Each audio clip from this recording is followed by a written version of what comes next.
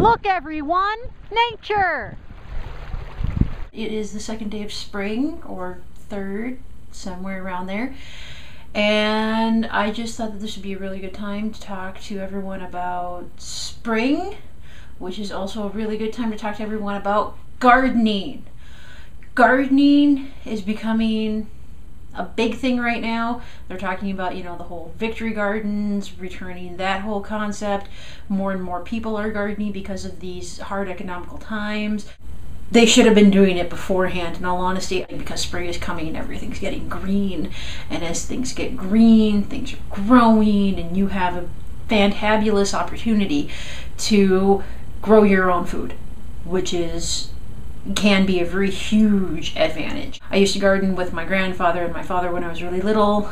Took a bit of a long break when I was in college. A few years ago, my husband and I found out about the community gardens that are here in town, and that's when we started up again. He had never really been a big gardener. He wasn't too sure about it. He said, "Oh, sure, I'll help you water." And after we got started, he really got into it, and we both have gotten really into it again and are gotten very excited every year, because every year we get to, you know, garden again. You can go to your local hardware store, they have seeds. You can go to your local greenhouse, they will have plants and seeds. You can go online and get seeds and sometimes plants. Seed Savers Exchange, and they've got some fun stuff. Blue potatoes. Baker Creek Heirloom. This is our broccoli. It's purple. And there are lots of ways to get into gardening. There are lots of things to do. Heirloom quality seeds, which means that you can seed save. If you seed save, then you're more able to have food next year. You can take your produce, and as you're cutting it up and as you're prepping it for whatever meal you want, you can just take the seeds, dry them out, and you have seeds for next year. You don't have to pay for the seeds next year because you'll have them from this year. You can companion garden, you can a lasagna garden. If you don't have a backyard, you can container plant. We'll talk about that at some point. You can do the community garden thing. We'll talk about that at some point as well.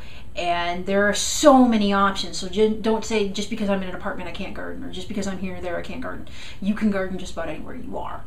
You really can. You can just step outside and grab and come back inside and eat. You don't even need to be inside to eat them. You can just eat them outside in the garden. I'm notorious for that. You know, gardening is a great thing to do. Great thing to start doing, great thing to think about if you've never done it before. And it's very easy to do. And it seems like you're doing a lot, but it is so well worth it in the end. You're going to have so much. As I said, myself, not an expert, we're going to be going through a lot of firsts with my husband and I. We are using egg cartons, and we're planting some things from seed to transplant out to the garden. Worm composting. Be planting potatoes in containers. We just planted garlic. Garlic is a first for us. You'll be right there when we do it, so you're going to do it with us.